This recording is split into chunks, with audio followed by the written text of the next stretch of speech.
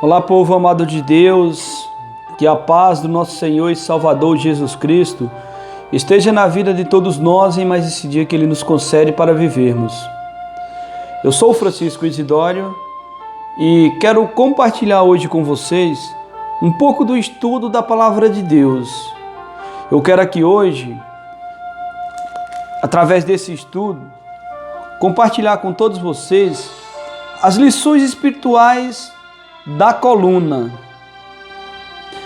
E eu quero deixar como base um texto na Palavra de Deus que se encontra na carta de Paulo aos Gálatas, capítulo de número 2, no verso de número 9, que assim nos diz: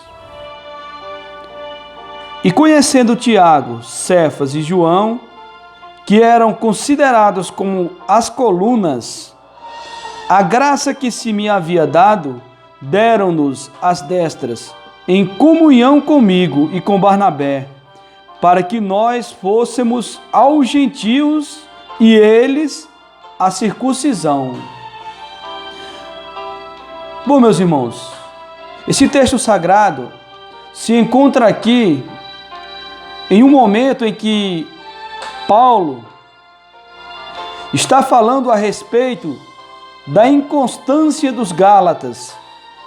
Paulo vindica a autoridade divina do seu apostolado e da sua doutrina. Bom, mas como eu já havia falado, eu quero compartilhar com vocês as lições espirituais da coluna. E nesse texto sagrado que eu acabei de meditar, Paulo chama os apóstolos, Tiago, Pedro e João, como coluna da igreja primitiva. E, em certo sentido, todo cristão fiel é uma coluna na casa de Deus. A coluna é a firmeza e o sustentáculo de uma casa. A coluna é quem dá estabilidade às construções. A coluna possui significados espirituais muito importantes nas Escrituras. As próprias pessoas levantadas por Deus ao longo da história eram reputados como colunas. Bom, vejamos aqui agora a importância da coluna nas Escrituras Sagradas. Em Gênesis, capítulo de número 28, no verso de número 18, a Bíblia afirma: Então levantou-se Jacó pela manhã, de madrugada, e tomou a pedra que tinha posto por sua cabeça, e a pôs coluna por coluna, e derramou azeite em cima dela. Em Gênesis, capítulo de número 28, no verso de número 20 ao 22, a palavra de Deus afirma: E Jacó fez um voto, dizendo: Se Deus for comigo e me guardar nesta viagem que faço, e me der pão para comer e vestes para vestir, e eu em paz tornar a casa do meu pai, o Senhor será o meu Deus, e esta pedra que tenho posto por coluna será casa de Deus. E de tudo quanto me deres, certamente te darei o dízimo.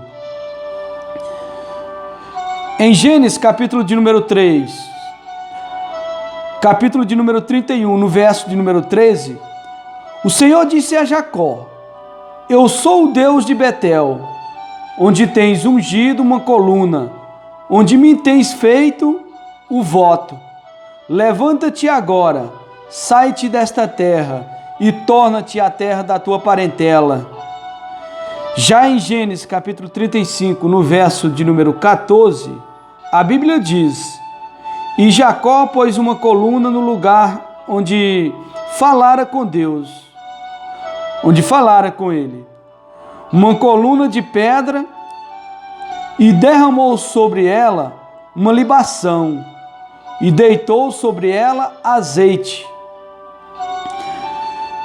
Em Gênesis capítulo de número 13, no verso de número 21 ao 22, Moisés escreve: O Senhor ia diante deles durante o dia, numa coluna de nuvem, para nos guiar pelo caminho. Durante a noite, numa coluna de fogo, para os alumiar, a fim de que caminhassem de dia e de noite.